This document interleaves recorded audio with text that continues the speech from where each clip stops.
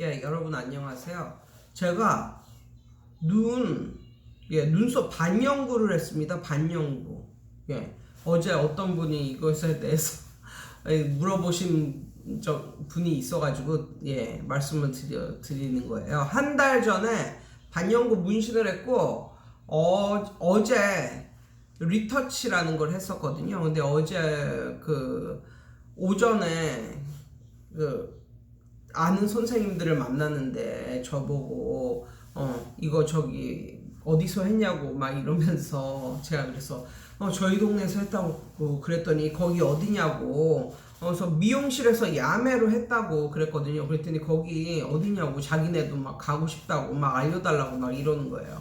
아무튼 그런 일이 있었고, 오늘은 난독증에 대해서 한번 말씀을 드리려고 합니다. 제가 이 프로를 보고 애들한테 좀 정말 미안한 뭐 이런 느낌이 좀 들었는데, 제가 오은영 박사가 나오는 그 프로그램에서 어떤 딸이 난독증에 걸린 아이인데 알고 봤더니 걔는 선천적이더라고요. 그러니까 유전적이더라고요. 유전적. 아빠가 난독증이었어. 예전에 보니까 아빠도 글을 잘 못 읽어 뭐 이런 식으로. 그래서 그런 거였었는데 그 프로에서 오은영 박사가 그러는 거예요. 뭐라고 하냐면, 지금 옛날에는 이 난독증이라는 게 흔하지도 않았고 그래서 1% 내외였지만 지금은 난독증이 5% 정도 된다고 그러더라고요. 그러니까 이 5% 정도라는 것이 어떤 거냐면 20명의 아이들 중에 한 명은 글을 못 읽는 이런, 그러니까는 글을 머리가 나쁘거나 이래서 못 읽는 게 아니라 뇌적으로 문제가 있어서 난독증이기 때문에 글을 못 읽는 이런 애들이 20명 중에 한 명은 있다는 거예요. 그 사실을 듣고 알고서는 저는 좀 놀랐죠. 왜냐면 저희 세대만 해도 주위에 난독증에 걸린 그런 사람을 본 적이 거의 없어요. 뭐 어디서 그런 사람을 봤어야 나중에 비슷한 사람을 보면 얘는 난독증이구나 이렇게 생각을 할 텐데, 저희 때만 해도 뭐 엄마들이 어렸을 때 그렇게 뭐 한글 쓰기 연습을 시키고 뭐 그러지 않아도 학교 들어가면 1학년, 2학년, 3학년 이렇게 되면 당연히 자연스럽게 누구나 다 글을 읽고 쓰고 뭐 그럴 줄을 아니까 주위에 난독증에 걸린 그런 아이는 본 적이 없거든요. 그래서 난독증에 대해서 너무나 모르고 살았는데, 현재 우리나라에서 난독증에 걸린 아이들이 전체 인구의 5%라고 하더라고요. 5%면 어느 정도냐면 20명 중에 한 명은 난독증에 걸린 거예요.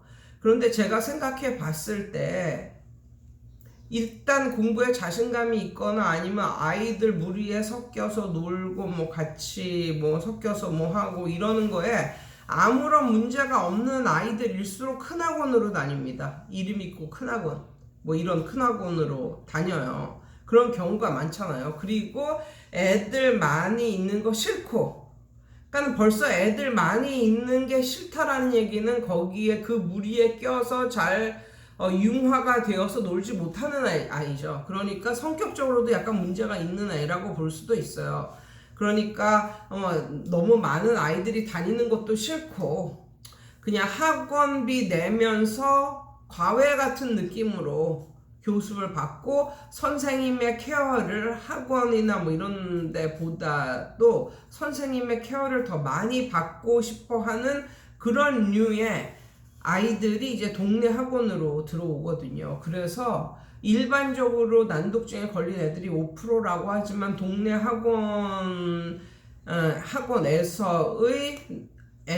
동네 학원에서 난독증에 걸린 아이들의 퍼센티지는 그거보다 훨씬 더 좀 많을 것 같거든요. 뭐 그런 느낌이 들었습니다. 그런 애들 이제 선생님들이 이제 가르치시는 거죠. 그리고 난독증이라고 하면은 우리는 글에 대해서만 생각을 하잖아요. 글씨를 읽는데 잘 못 읽고 아니면 읽어도 자기가 읽은 내용을 이해를 하지 못하고, 이게 이제 난독증이라고 생각을 하는데, 난독증에 걸린 애들은 청각적인 것도 굉장히 약하다고 그러더라고요. 그러니까 선생님이 뭐라고 이렇게 설명을 해도, 그러니까 말로써 설명을 해도 그거를 듣긴 듣지만 이해를 못한다고 그러더라고요. 시각적인 것도 굉장히 약하대요. 그러니까 선생님이 칠판에다가 막 그림을 그리고 뭐 도표를 막 그려가지고 엄청나게 설명을 해도 그걸 보고 이해를 못한다는 거죠. 그게 난독증인데, 중요한 거는 그걸 병원에 가서 그걸 확인을 해봐야 얘는 난독증입니다, 이런 게 나타나는 거지.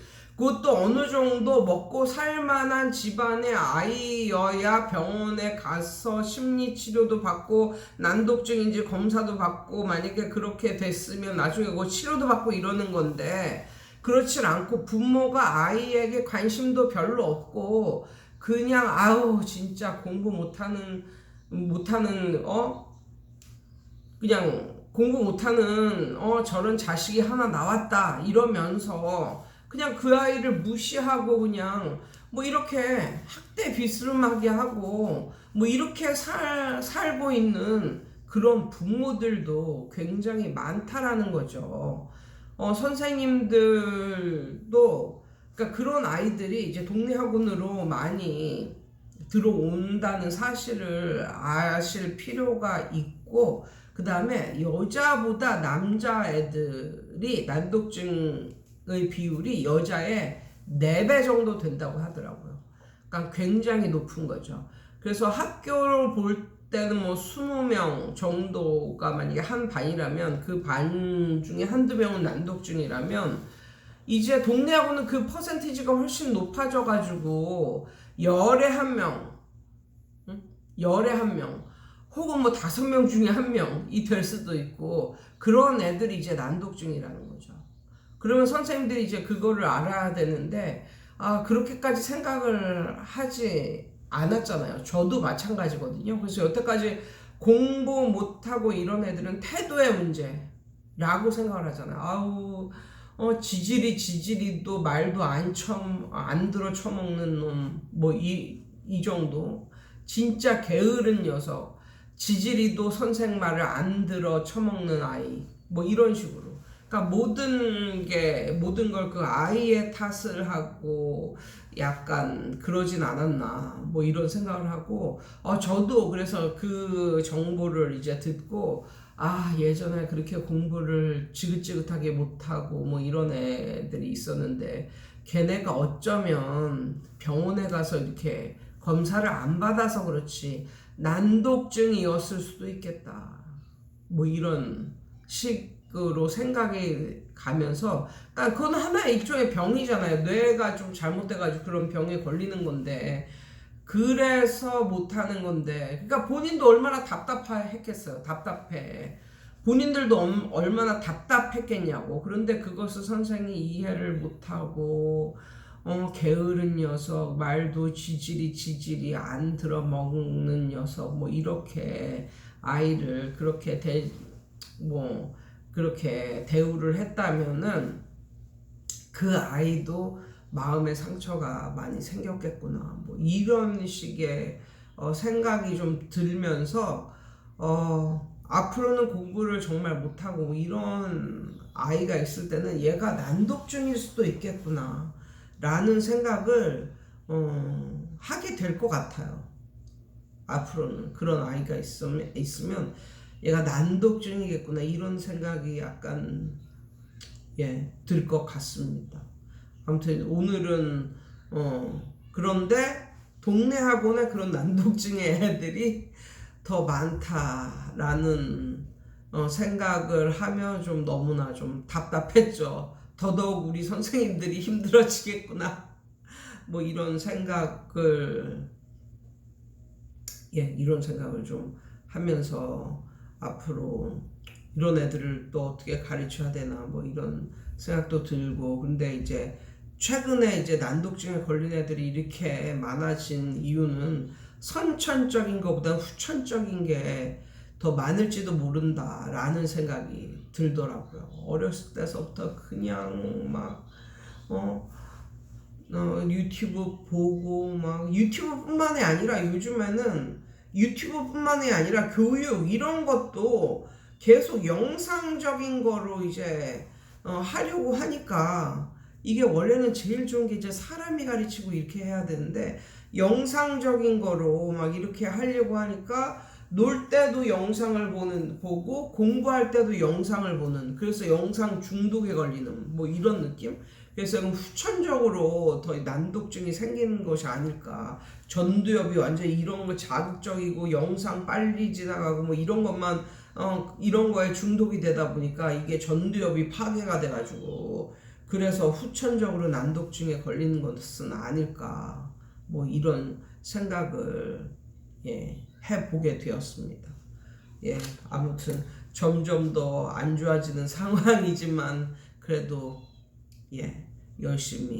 우리 열심히 해보도록 해요. 여러분 오늘도 좋은 하루 되세요.